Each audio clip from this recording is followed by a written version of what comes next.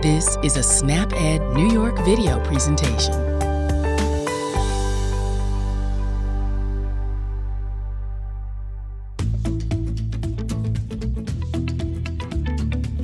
Good afternoon. Thank you for joining us for another episode of Ask the Experts Nutrition Edition. My name is Lisbeth Irish and I'll be your host today. I'm a registered dietitian with the New York State Office for the Aging and the program manager for our agency's Older Adult SnapEd program. You will hear me refer to our agency as NYSOFA because NYSOFA is the abbreviation, and if you say that abbreviation like a word, it's NYSOFA.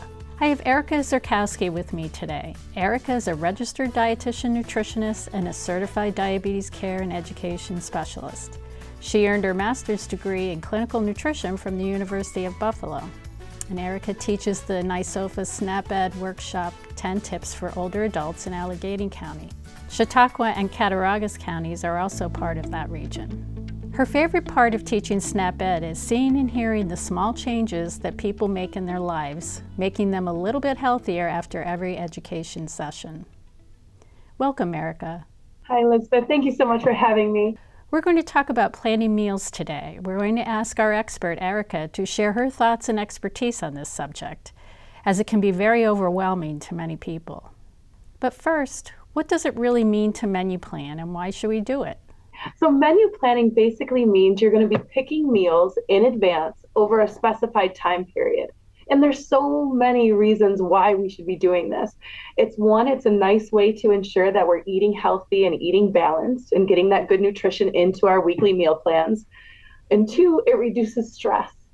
I don't know about you, but we are all busy. And if we've got it planned out, that's one thing and one stressor that we can take away from our daily routines.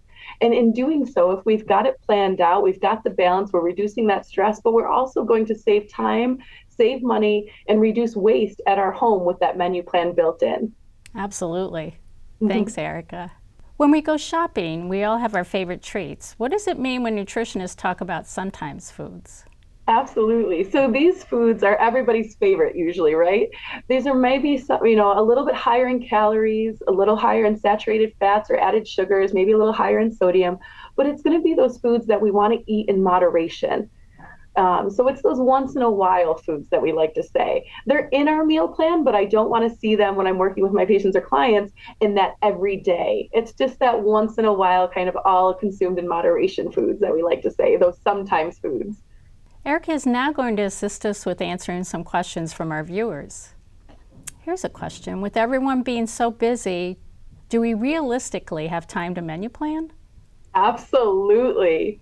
Yes, we do. Take that time. We're actually going to save time in the long run. And what I tell people when menu planning is that it doesn't have to be overly complicated. Just take a quick, 5 to 10 minutes once a week or however you do it, even if it's over a few days. And what are we going to be having on our meals? What's going on in our life?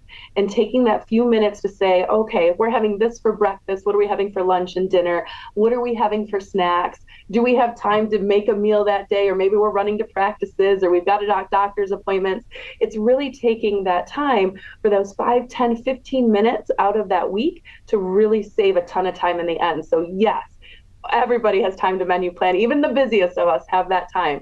And once we do it, you're going to see that you're actually saving time in the end. Great. Thank you for that. What are 3 of your favorite weekly menu planning tips? Ooh, that's a good question.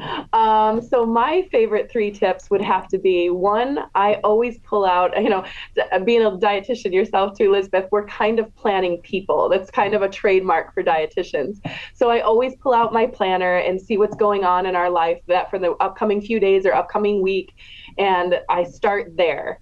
And then I start filling it in on what I'm having for that week or what my husband or family might want or what we have in the pantry. And then I go to what can I make ahead? And so I make that menu plan, but then I actually do some meal prepping as well. So, and then I have that pot of soup ready to go when we have swim practice that night. And then my third one with menu planning is taking a look and saying, do I have things on hand that it's crazy and, I'm really busy and I just don't have that time? I always have those, like I call them cheater meals, because it's usually a frozen vegetable, a quick thing of instant rice or something like that, a whole grain rice, and a protein that I can throw together quicker than I can have pizza delivered to my house. So I'm sticking with that plan. But sometimes plans don't always go according to plan. So it's really looking at that and saying, all right, let me look at those, what's going on this week, having the stuff made up ahead of time that keeps it going, and those things in my house that I know I can go to if the plans kind of come awry. But that's all part of planning, is planning kind of the crazy that happens every day.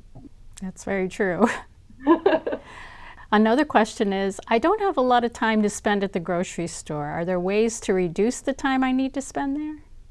Absolutely. Again, we come back to a grocery list and using that grocery list. So it's like that second step in menu planning. We have our menu plan down. Now we're going to make the list. And when I teach that 10 tip series, I actually use their grocery list. And I love this because you can see how it's color coded and it actually goes right off of my plate. So it helps me keep it balanced throughout the week.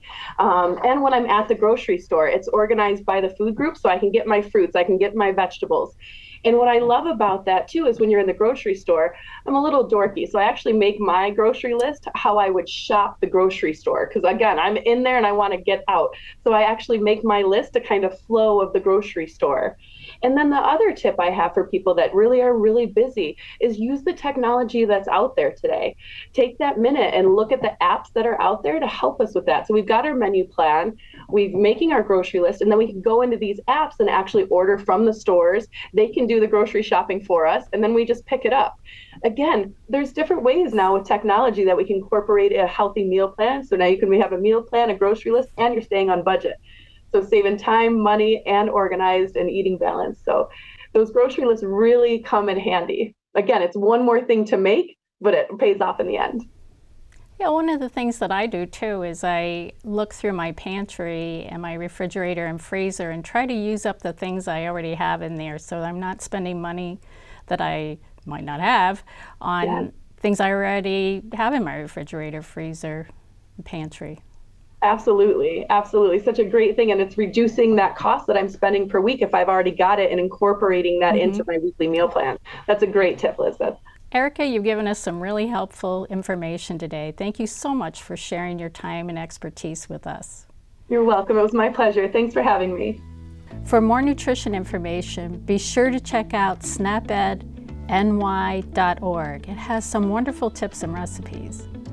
SNAP-Ed programming provides free education for those who are eligible for SNAP or currently receive SNAP benefits. To find out if SNAP-Ed programs like the ones Erica does are available in your area, call New York Connects at 800-342-9871. You can also find out more on the SNAP-Ed page of NYSOFA's website. Thank you to all our viewers for sharing their time with us. Our SNAP-Ed nutrition experts want to help you save time, save money, and eat healthy. We know the healthy choice isn't always the easiest choice, but small changes can make a big difference, and we hope you've learned some new ways to make some small changes. This episode of Ask the Experts was funded by the United States Department of Agriculture's Supplemental Assistance Program, SNAP. This organization is an equal opportunity provider. And one final note, be sure to watch a new episode of What's Cooking with NYSOFA, premiering the last Friday of the month at 12:30. Wendy Beckman, one of my colleagues at the New York State Office for the Aging and a registered dietitian, will be demonstrating how you can make delicious, healthy, home-cooked meals that won't break the bank. Join us next time for a new episode of Ask the Experts Nutrition Edition. New episodes premiere the second Friday of each month at 1 p.m. on the NYSOFA Facebook and YouTube page. Thank you for watching.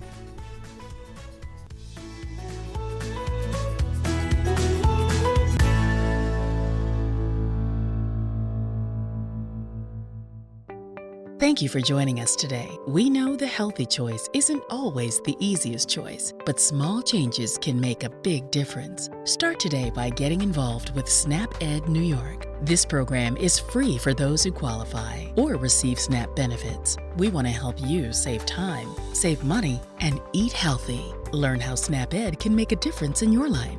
For more information and to find your local program, visit snapedny.org.